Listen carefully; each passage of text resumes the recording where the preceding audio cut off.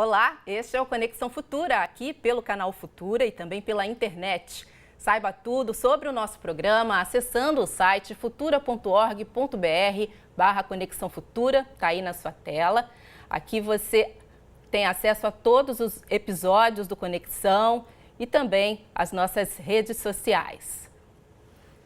Uma mania na web tem preocupado pais e mães mundo afora. É o Choking Games, conhecido como jogo da asfixia ou jogo do desmaio aqui no Brasil.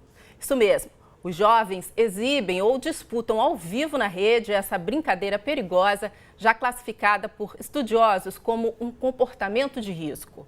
O jogo é praticado há anos e consiste em interromper o fluxo de oxigênio no cérebro em busca de uma suposta euforia. Alguns praticantes acabam provocando a própria morte acidentalmente. Mas o que leva a garotada e muitos adultos também a se arriscarem com este tipo de jogo e outros jogos? E será que muitos têm noção real do risco que estão correndo? Aqui no estúdio, conversando com a gente sobre o assunto, eu recebo Fabiana Vasconcelos, que é psicóloga e membro do Instituto de Me Cuida, a Aline Sommerfeld, publicitária e mãe também, e Beto Largman, consultor de tecnologia aqui do canal Futura.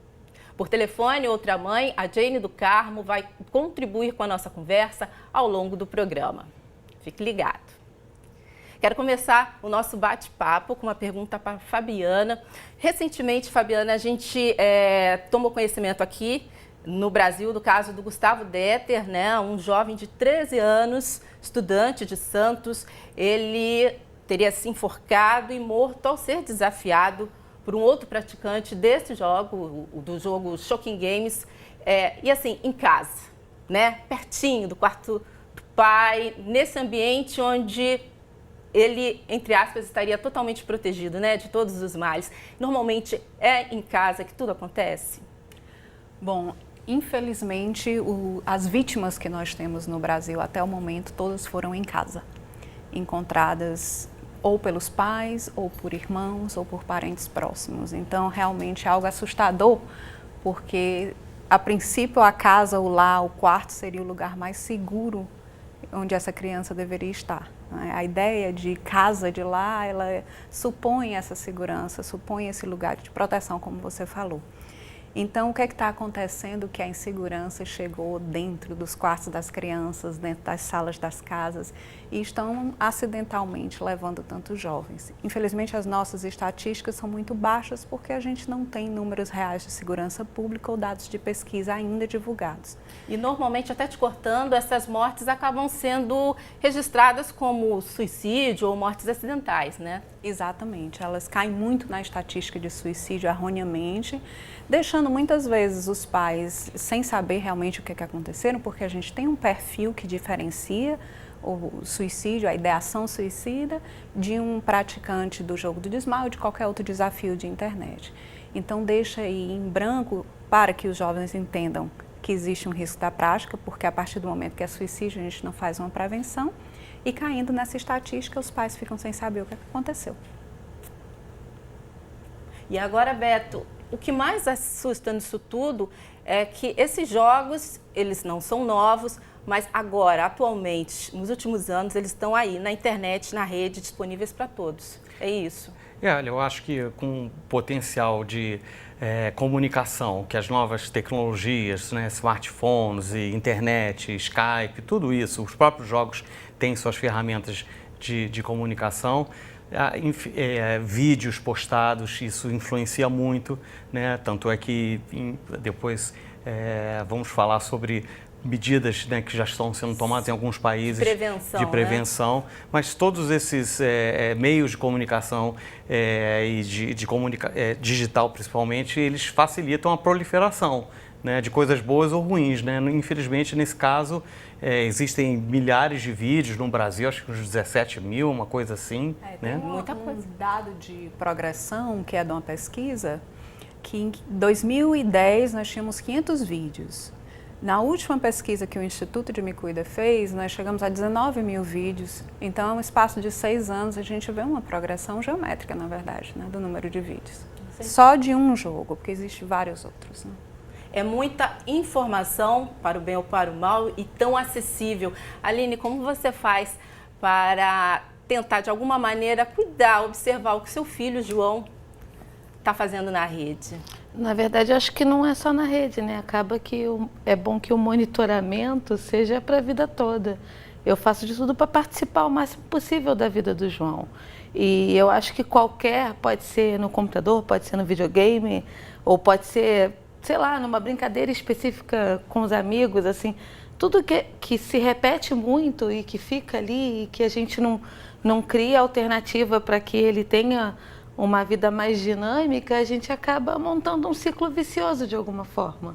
Então, eu, desde ele muito pequenininho, eu tento estar junto com ele e criar alternativas para que ele não fique só na frente do computador, assim, porque, infelizmente, hoje é a alternativa mais fácil, né, que a criança ou adolescente tem, com os riscos de violência e tal. Para um pai, acaba que ele realmente fica mais tranquilo do filho estar num computador, assim. A gente cria uma rotina de uma atividade física e, enfim, mas eu tento, vamos lá, um teatro, um cinema, ler um livro, fazer coisas que a vida fique mais dinâmica e que diminua esse risco. Agora, a gente tem que tomar cuidado, eu acho também, não sei, assim, eu antigamente tinha mais isso, acho que hoje o pai, até a mãe participa mais, conversa mais com o filho. Mas a gente tem que tomar cuidado também, tipo, esse jogo aí que você está jogando, você vai... Aí atiça a curiosidade, então, na fase da curiosidade, né? Vamos conversar. Tem que conversar. Mas o João, ele já falou com você sobre esse jogo? Você levou esse assunto, questionou seu filho sobre esses jogos? E aí? Levei, assim, eu senti que ele tem um pouco de receio, assim, mas mãe, isso não está diretamente relacionado ao jogo online em si. A gente vê muito vídeo disso, as pessoas fazem isso e, de certa forma, acabam criando uma... não sei, tem prazer em mostrar isso publicamente, em dizer, em competir, não sei, enfim, mas eu acho que não está necessariamente ligado ao jogo. É essa rotina, essa disciplina, é tentar buscar alguma coisa para superar só a passar de fase e tal, para criar para aparecer, não sei, para criar um mecanismo maior além do que ele já tem, assim. E não sei, desde eu pequena, eu lembro que, tipo, meus pais tomavam cuidado com quem eu andava, né, as companhias e o que a gente fala, qual a linguagem que a gente está usando. Eu acho que é o tempo todo, realmente, que a gente tem que estar alerta. E não deixar que nada vire um vício, realmente. Vício é uma coisa muito chata e acaba levando a coisas ruins, né, de verdade. Eu queria complementar o que a Aline está dizendo.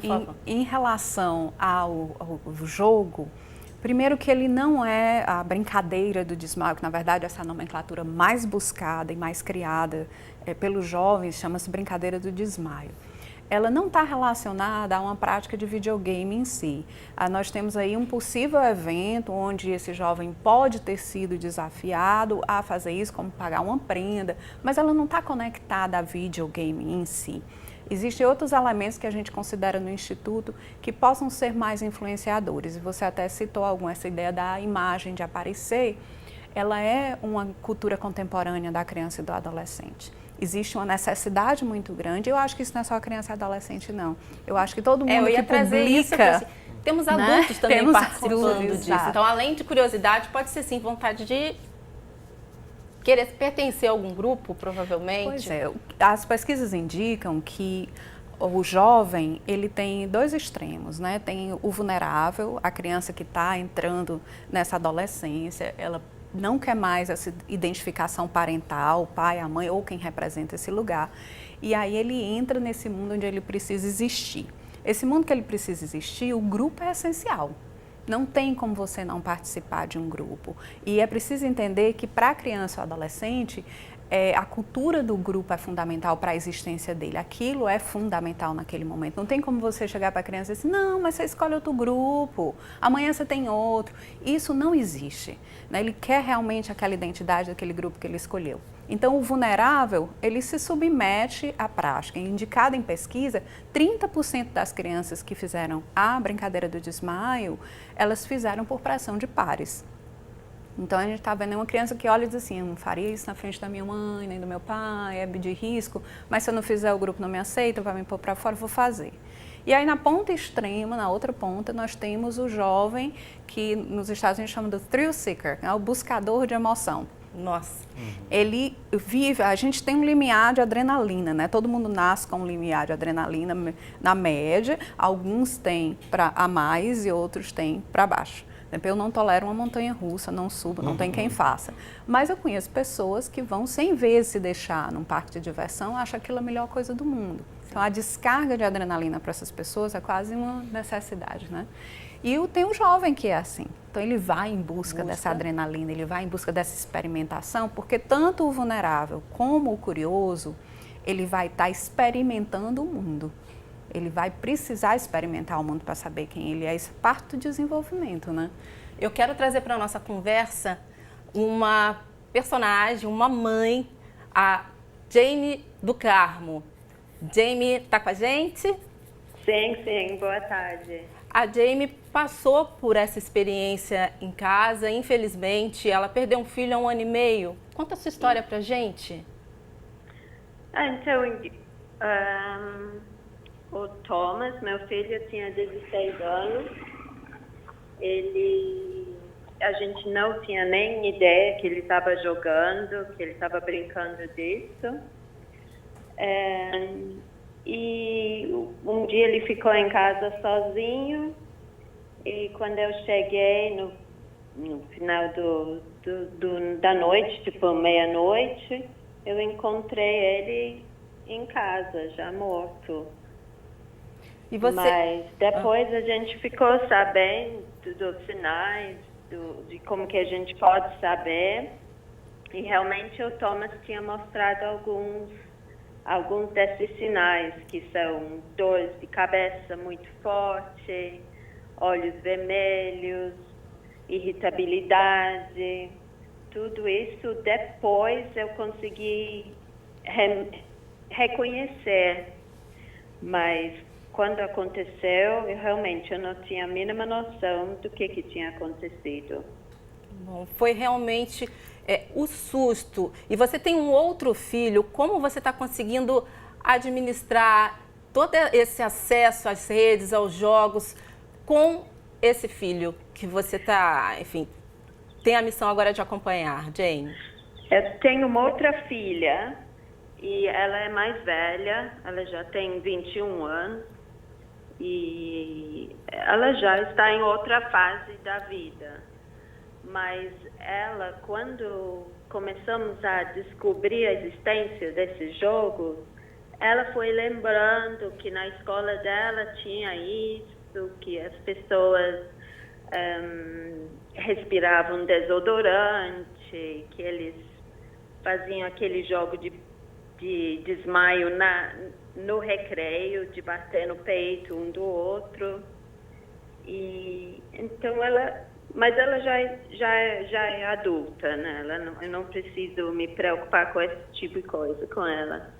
Bom, que mensagem você deixa para os pais, né, que podem estar ouvindo agora esse seu depoimento, participando dessa experiência que você teve?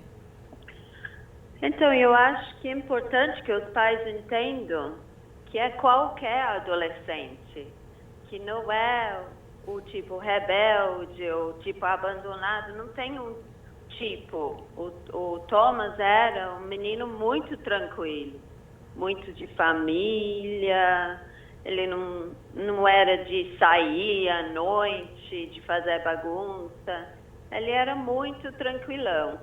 Então, eu acho que são todos que a gente precisa ficar de olho, escutar o que eles estão falando pra gente e ficar muito atento a esses sinais que Jimmy Cuida divulga, tem divulgado muito claramente, porque é só assim, porque dificilmente um adolescente vai chegar para você e falar, eu estou jogando esse jogo, mas a gente percebendo que ele está com com certos sinais, a gente pode fazer as perguntas certas, talvez.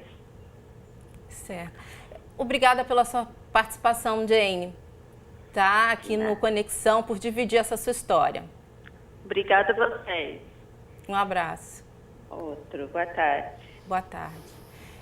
Aline, é meio que por aí você acompanha o seu filho, mas você sabe que tem lá um inimigo oculto, né? Você tem, então, realmente estar sempre atenta. Tem vários, né?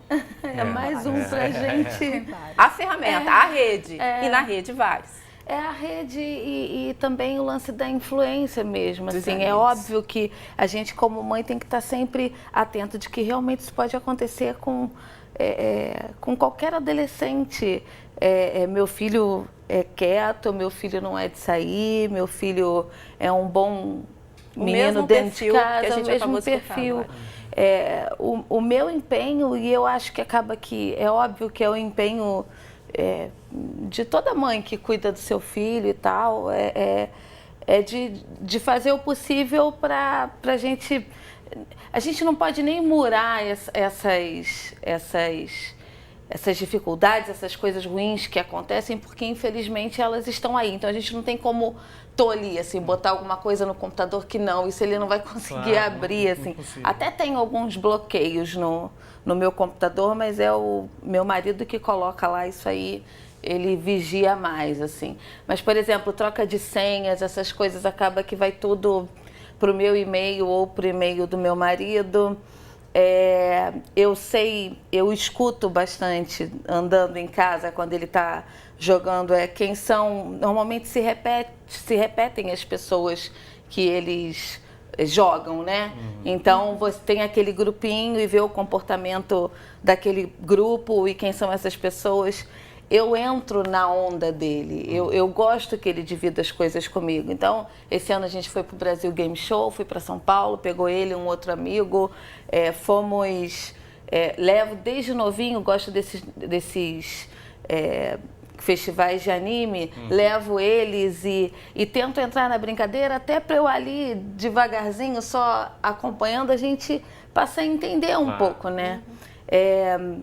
Eu vou sair daqui um pouco mais preocupada, na verdade, te confesso. Porque mas não é essa nem a missão, né? Alertar. Posso até aliviar um pouquinho. Alertar.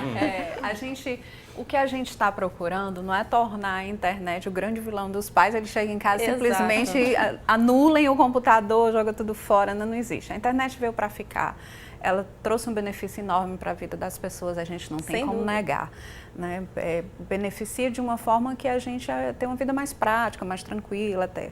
Mas, por outro lado, eu acho que o que está existindo é uma discordância da velocidade, com o jovem que nasce na cultura da internet, aquilo já é parte dele. Né? E nós que aprendemos a utilizar a internet. Ela é uma ferramenta que a gente está o tempo todo tentando aprender como é que ela funciona. Até quando a gente faz um upgrade do celular, existe uns 2 dias ali de aprendizado de como é que aquilo funciona, enquanto um jovem pega e sabe manusear de uma forma brilhante, como se aquilo já viesse registrado. Né? Então existe essa disparidade, eles estão na frente. E à medida que eles estão na frente, os pais estão correndo atrás. E o que a gente precisa aprender é como é que a gente manuseia uma educação digital que não é de proibição. Não temos e nunca tivemos como proteger os filhos de todos os perigos do mundo. Não existe isso. Impossível, né? É impossível. Então, o que é que a gente quer com os alertas dos desafios? Eu chamo essa era agora de era dos desafios. São assim que os jovens brincam hoje em dia. Não é só a brincadeira do desmaio. Existem youtubers com um canal específico para isso. Existe um youtuber em São Paulo que já tem mais de 60 vídeos de desafios, tem vídeos com 4 milhões de visualização. Então, o que é que a gente quer? Introduzir um programa de prevenção, não que a gente vá dizer as nomenclaturas, primeiro que elas se proliferam e são difíceis de acompanhar, é a gente focar na importância de existir, porque aí entra um outro componente chamado educação. A educação formal, ela nas escolas, ela hoje em dia é extremamente conteudista. A gente não tem um programa de competência socioemocional, onde o jovem é ouvido. Ele quer ser ouvido, ele quer falar sobre as coisas que estão acontecendo. E à medida que não se acompanha isso, você não escuta o mundo onde eles estão. Se perde. Né? E continua, eu quero pegar o gancho que você falou do YouTube e trazer essa questão para o Beto, né? Tem gente paga para alimentar isso tudo na internet, né? Na rede. Eu acho assim, eu acho que a escola está mudando, tem que mudar, porque né, ficou parada, né, de uma mesma maneira durante mais de 100 anos para um tipo de economia industrial, enfim.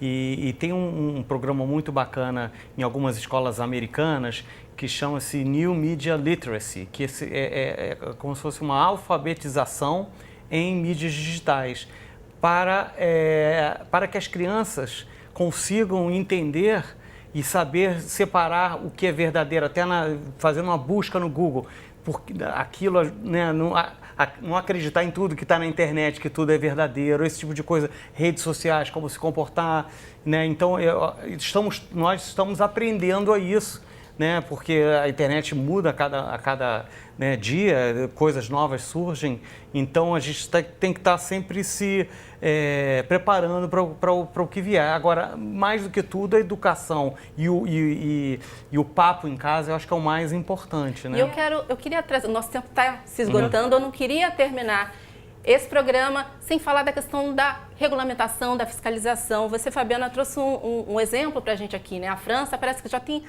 está desenhando, já consegue regulamentar melhor essa história toda na rede, né? O Brasil está longe disso ainda? Estamos. Rapidamente, infelizmente não temos uma estatística de segurança pública, nem uma atenção do governo para que a gente tenha algum tipo de medida no Marco Civil da internet.